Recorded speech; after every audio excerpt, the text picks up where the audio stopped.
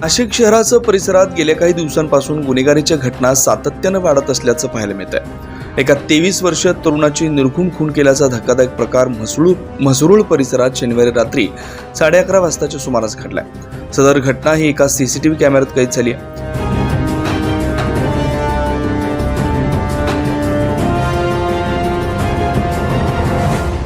रवी उशिले असं मृत्यू झालेल्या तरुणाचं नाव आहे। सदर घटनेची माहिती म्हसरूळ पोलिसांना समजताच त्यांनी तात्काळ घटनास्थळी दाखल होऊन पंचनामा केला।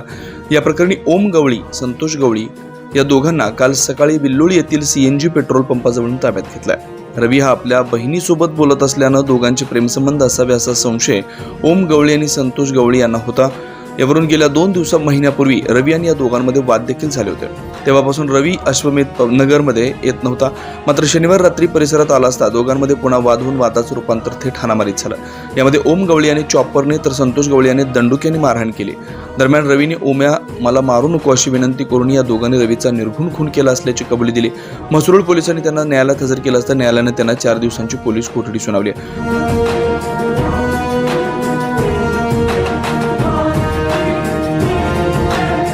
घटनेचा पुढील तपास म्हसरूळ पोलीस करतात। मात्र नाशिक शहरात गेल्या काही दिवसांपासून गुन्हेगारी आणि प्रेम प्रकरणाच्या घटनांमध्ये वाढ होते।